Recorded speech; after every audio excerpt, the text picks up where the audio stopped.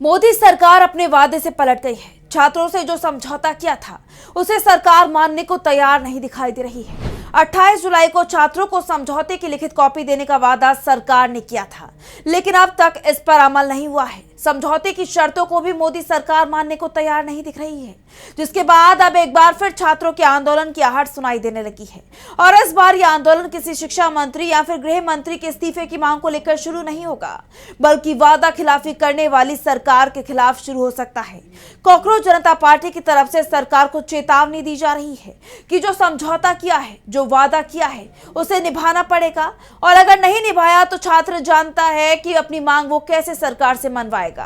इसी पर आज हम अपनी स्पेशल रिपोर्ट पे करेंगे बात। नमस्कार, मैं हूं आंचल।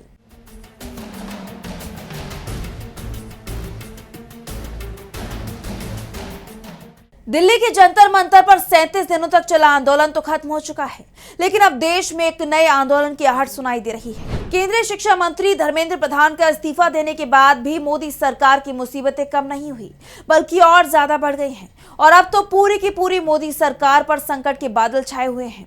धर्मेंद्र प्रधान का इस्तीफा लेने के बाद कॉकरोच जनता पार्टी यानी सीजेपी का हौसला 7वें आसमान पर है।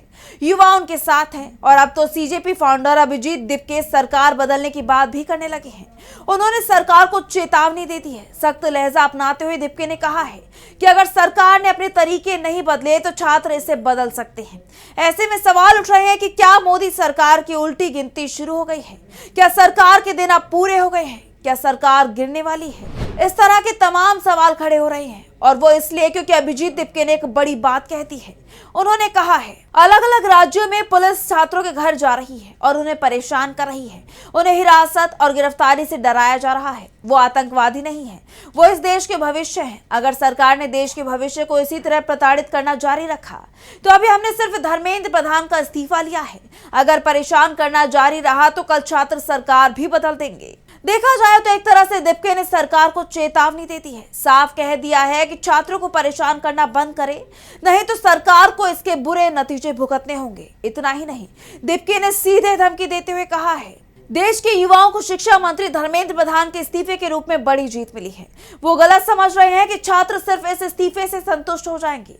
सरकार ऐसे हालात पैदा कर रही है कि हम दोबारा विरोध पर बैठ जाएंगे। छात्रों के आगे समस्याएं खड़ी मत करो। ये मत समझो कि छात्र शांत हो गए हैं। छात्र सिर्फ प्रधान से नाराज नहीं थे, बल्कि उन्हें पूरी सरकार पर गुस्सा है। पुलिस को छात्रों के घर मत भेजो, इस चेतावनी को हल्के में मत लेना। यानी दीपके ने साफ कर दिया कि सरकार उन्हें दोबारा धरना देने पर और आंदोलन करने पर मजबूर कर रही है, और अगर सीजेपी की इस चेतावनी को हल्के में लिया गया तो पूरी की पूरी मोदी सरकार की मुसीबत बढ़ जाएगी। दरअसल सुप्रीम कोर्ट ने हाल ही में एक आदेश दिया था, जिसमें कहा गया था कि सरकार छात्रों के खिलाफ कोई कार्रवाई नहीं करेगी, लेकिन उन लोगों को नहीं बख्शा जाएगा जिनका आपराधिक इतिहास है। जिसके बाद से सीजेपी में आक्रोश देखा जा रहा है। सीजेपी का आरोप है कि सुप्रीम कोर्ट के आदेश के बाद छात्रों को जानबूझकर परेशान किया जा रहा है, जबकि सीजेपी चाहती थी कि सभी एफआईआर को वापस लिया जाए और आंदोलन में शामिल किसी भी शख्स पर कोई भी कानूनी कार्रवाई ना की जाए। सीजेपी का कहना है कि पुलिस इस शर्त का गलत इस्तेमाल कर रही है ताकि आंदोलन में शामिल छात्रों को परेशान किया जा सके। ऐसे में सीजेपी ने एक बार फिर आंदोलन की चेतावनी दे दी है, और अब अगर फिर युवा सड़कों पर आते हैं तो ये मोदी सरकार पर बहुत भारी पड़ सकता है, क्योंकि देखा जाए तो इस आंदोलन ने मोदी सरकार की घबराहट बढ़ा दी है। जो सरकार आज तक कभी किसी के सामने नहीं झुकी, मजबूरन सरकार को युवाओं के दबाव में आकर शिक्षा मंत्री का इस्तीफा लेना पड़ा, उनके सामने झुकना पड़ा। ये मोदी सरकार के लिए सबसे बड़ा झटका था, क्योंकि जो युवा अब तक पीएम मोदी का गुणगान करते थे, वो पहली बार पीएम मोदी और पूरी सरकार के खिलाफ सड़कों पर नारेबाजी करते दिखाई दिए। और अब सरकार को डर है कि कहीं ये नजारा वापस से ना देखने को मिल जाए, तो इसलिए पीएम मोदी की तरफ से तमाम कोशिशें की जा रही हैं। और अब तो बीजेपी ने दीपके को अपने पाले में करने की कोशिश की है। अभिजीत दीपके को बीजेपी ज्वाइन करने का ऑफर दिया गया है। इसके साथ ही धमकी भी दी गई है, जिसकी जानकारी खुद अभिजीत दीपके ने दी है। उन्होंने कहा है, क्या बहुत मिलेगी कि बीजेपी में आ जाओ, अच्छा रहेगा तुम्हारे लिए, तुम्हारे परिवार के लिए। तो मुझे तो मतलब बहुत शर्म आती है कि इतने बड़े प्रधानमंत्री, इतने बड़े अमित शाह, उनके पोते की उम्र का मैं हूँ, उनके पोते की उम्र के बच्चों को इस तरह की धमकियां देते हैं। मतलब क्या क्या फायदा तुम्हारे इतने बड़े प्रधानमंत्री या गृह मंत्री होने का, अगर तुम्हें बच्चों को इस तरह की धमकियां देनी पड़ती है। यानी बीजेपी यहाँ भी अपनी उसी रणनीति का इस्तेमाल कर रही है जो वो विपक्ष पर करती आई है, डरा धमकाकर किसी भी तरह अपने विरोधियों को अपने खेमे में लाना या फिर उन्हें ठिकाने लगा देना। लेकिन बीजेपी की ये कोशिशें फेल होती दिखाई दे रही हैं, इसलिए वो तरह तरह के पैतरे आजमा रही है। केंद्रीय मंत्री अमित शाह ने सीजेपी को विदेशी फंडिंग मिलने की बात कही है, जिस पर दीपके ने जवाब दिया है। मुझे लगता है अगर हमें विदेशी फंडिंग मिल रही है या हमें विदेश से कंट्रोल किया जा रहा है तो ये तो अमित शाह जी का फेलियर है। फिर अमित शाह जी को भी रिजाइन देना चाहिए। इतने बड़े चाणक्य के होने के बावजूद विदेश से फंडिंग कैसे आ रही है, विदेश से कैसे कंट्रोल हो रहा है। दीपके ने यह भी कहा है कि देश में लोकतंत्र खतरे में है, न्यायपालिका पर भी सवाल उठ रहे हैं। जिस तरह से ईडी और सीबीआई का इस्तेमाल राजनीतिक दलों को तोड़ने के लिए किया गया, उससे साफ है कि बड़ी संस्थाएं एक व्यक्ति की तानाशाही रोकने में नाकाम रही। अब लोकतंत्र बचाने के लिए आम जनता को भी आगे आना होगा। इसके साथ ही उन्होंने अमित शाह के इस्तीफे की मांग भी कर ली है, जिससे अमित शाह खुद ही बुरी तरह से फंसते दिखाई दे रही हैं। उनकी कुर्सी भी संकट में आ गई है। युवाओं में पहले से ही पुलिस कार्रवाई को लेकर गुस्सा दिखाई दे रहा है, जो शांत होता नहीं दिख रहा। लगातार विपक्ष की तरफ से भी ये मुद्दा उठाया जा रहा है, जवाबदेही की मांग की जा रही है। राहुल गांधी ने तो हाल ही में संसद में यहाँ तक कह दिया था कि अमित शाह के ऑर्डर पर ही युवाओं पर पुलिस ने कार्रवाई की थी, जिस पर अब उनसे जवाब देने की मांग की जा रही है। लेकिन अमित शाह मौन है।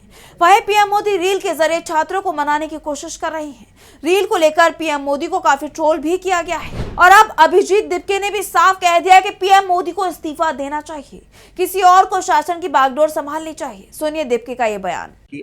मुझे लगता है उनको इन्फ्लुएंसर बनना चाहिए। बहुत अच्छा कर रहे हैं वो, एज ए इन्फ्लुएंसर बहुत अच्छा काम कर रहे हैं। प्रधानमंत्री की कुर्सी छोड़ दे, इन्फ्लुएंसर बन जाए, प्रधानमंत्री का काम कोई और कर लेगा। अब जिस तरह से युवा आगे आ रहे हैं, सरकार से जवाब मांग रहे हैं, उससे सरकार परेशान है, क्योंकि सरकार ने शायद ही इसकी कल्पना की होगी। और अब सरकार की परेशानी का डबल कारण आ गया है, पहला युवा और दूसरा किसान। अब दोनों के साथ आने से सरकार बौखलाई हुई है। समझ में नहीं आ रहा है कि करें तो क्या करें। सीजेपी ने साफ कह दिया है कि अगर किसान अपने विरोध प्रदर्शनों के दौरान पार्टी से मदद मांगेंगे तो सीजेपी उनका समर्थन करेगी। यानी अब देश में एक नया आंदोलन खड़ा होता दिखाई दे रहा है, जिससे मोदी सरकार के सामने बड़ी चुनौती खड़ी हो गई है। सवाल उठ रहे हैं कि अब आगे क्या होगा। क्या मोदी सरकार वाकई में गिरने वाली है? क्या अब देश में तख्तापलट होगा? तो फिलहाल स्पेशल रिपोर्ट में बस इतना ही। वीडियो पसंद आया तो लाइक करें, साथ ही हमारे चैनल को सब्सक्राइब करें। नमस्कार। हमारे चैनल से जुड़े रहने के लिए YouTube पर टाइप करें DB लाइव, सब्सक्राइब बटन को क्लिक करें और बेल आइकन को दबाना न भूलें ताकि खबरें आप तक पहुंचती रहें। देखते रहिए DB लाइव, क्योंकि यहाँ हैं खबरें लगातार। हमारे चैनल से जुड़े रहने के लिए YouTube पर टाइप करें DB लाइव, सब्सक्राइब बटन को क्लिक करें और बेल आइकन को दबाना न भूलें ताकि खबरें आप तक पहुंचती रहें। देखते रहिए DB लाइव, क्योंकि यहाँ हैं खबरें लगातार।